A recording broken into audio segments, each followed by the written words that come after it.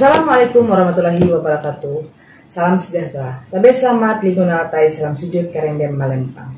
Nah kawan pahari semandia yang menyukai banget dan YouTube-nya Dewi Rantian Intan. Sekarang saya lagi bersama Mas Jaya karena kita mau bikin konten. Konten ini karena kita pernah menelusuri ya Mas Jaya ya. Kita pernah ke daerah Kebun Nanas, sahabat saya.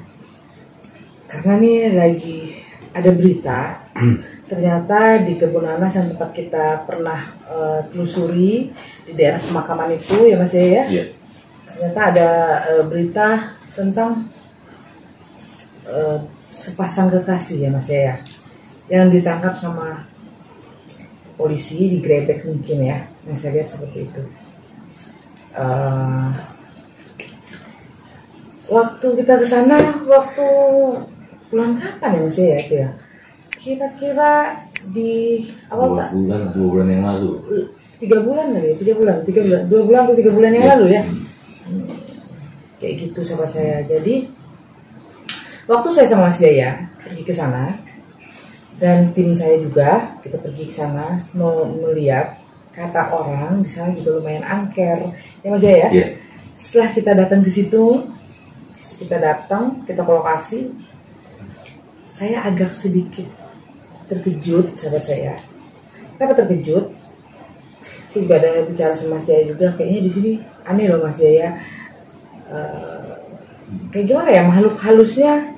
Ya karena kita ke sana kemarin banyaknya cerita-cerita warga kan yang makhluk itu usil. Iya usil, suka ganggu kayak gitu ya. Dan setelah kita lakuin penelusuran kemarin sampai dapat jawaban yang pada nyai juga berkomunikasi kan sebabnya itu salah satunya yang berbuat yang tidak baik gitu. Karena waktu saya pertama kali masuk tuh Mas Jaya, saya ingat banget, saya naik tembok, saya ingat banget ya Mas Jaya, kita lompat naik tembok, saya loncat naik tembok sampai di situ. Setelah itu ada satu sosok laki-laki yang saya lihat mendatangi saya. Itu yang satunya masih jauh.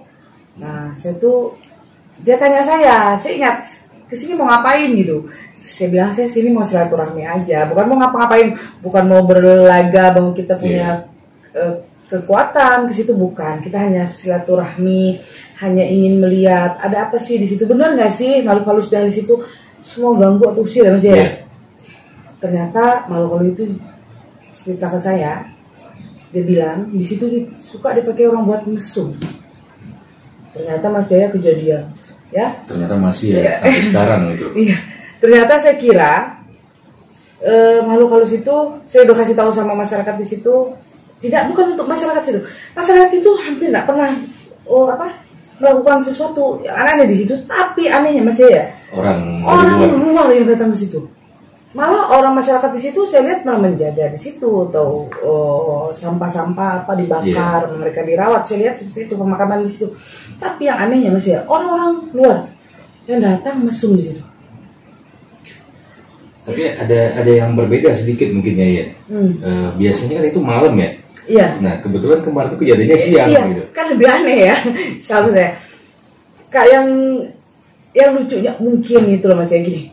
Namanya orang mau sial, satu, kedua lagi makhluk halus di situ kan udah cerita sama kita, ngobrol sama kita untuk sampaikan kepada masyarakat, karena kita buat video YouTube untuk jangan pernah memakai pemakaman itu buat mesum.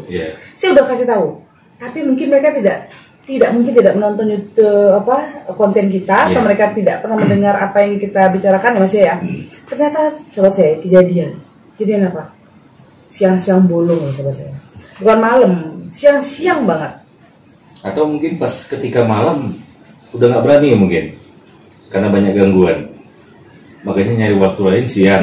Mungkin karena ini lagi Mas ya, bukan bisa juga Mas ya, mungkin gara-gara lagi virus begini, jadi lebih enak karena mereka merasa kalau siang itu lebih aman daripada malam kali ya. Dan kalau malam kan lumayan serem ya Mas ya. Tapi lucu buat saya. Sepasang kekasih, dia mengatakan di situ di berita itu bahwa dia sudah menikah siri ya Mas ya.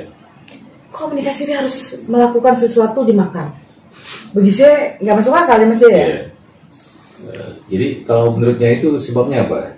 karena nggak ada uang untuk menyewa tempat, atau nggak ada lokasi yang lebih bagus, atau memang ada mungkin waktu itu hari sial dia Mas ya. Mungkin kesialan dia memang ada waktu itu. Bukan apa? Itu memang waktu dia, kesialan dia untuk tidak melakukan itu lagi untuk selamanya. Kadang karena saya pernah dengar Nyai, ada orang-orang aneh yang menuntut ilmu-ilmu tertentu untuk mencapai tahapan tertentu, dia harus ngelakuin ritual yang aneh, termasuk seperti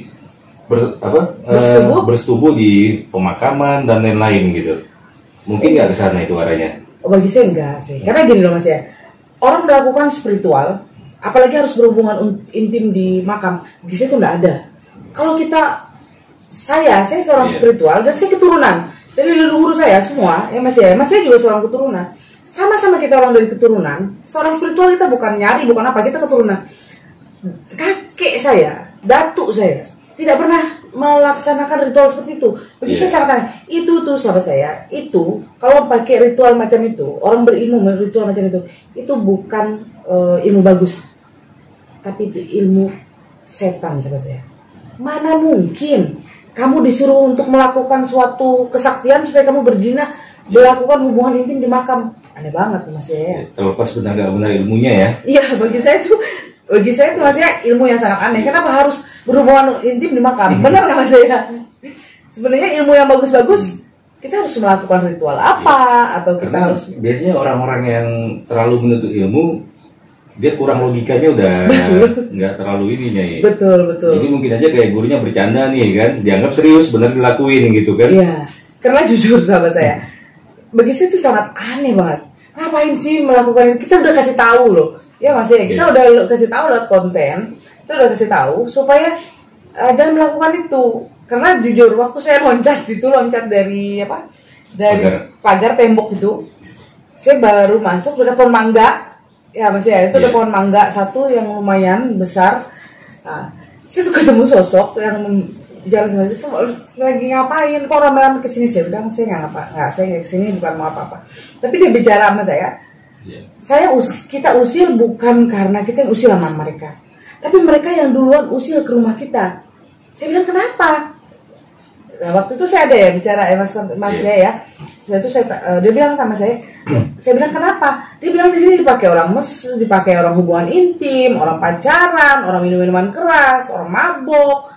Ada juga orang kadang-kadang main judi di situ. Bagi saya itu pemakaman loh, sahabat saya, pemakaman. Kalau orang-orang normal mah takut Mas ya.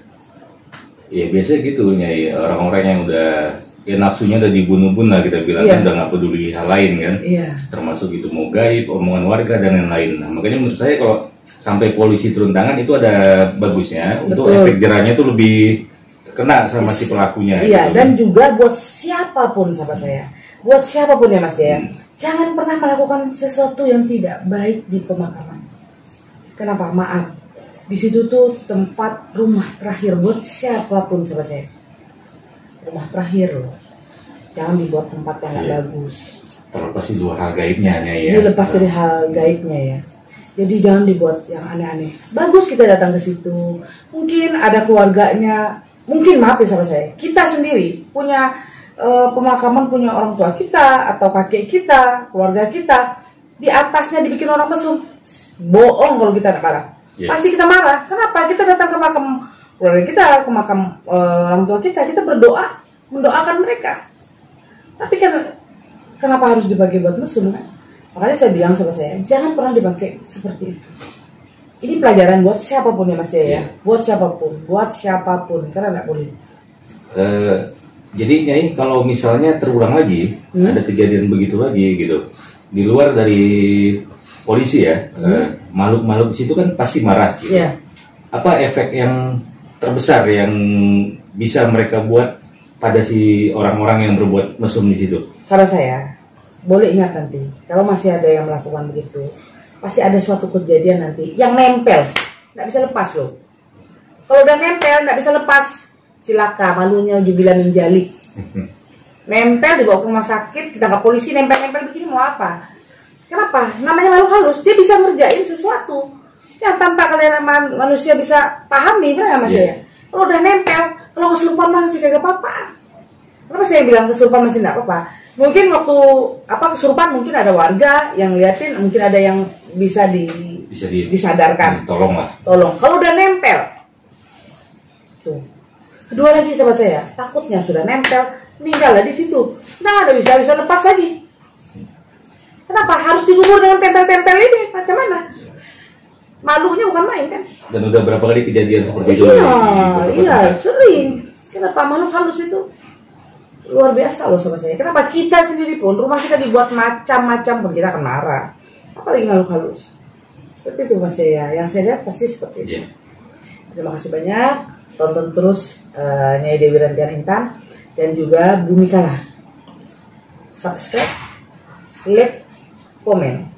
Saya tunggu ya sobat saya. Terima kasih banyak. Assalamualaikum warahmatullahi wabarakatuh. Waalaikumsalam.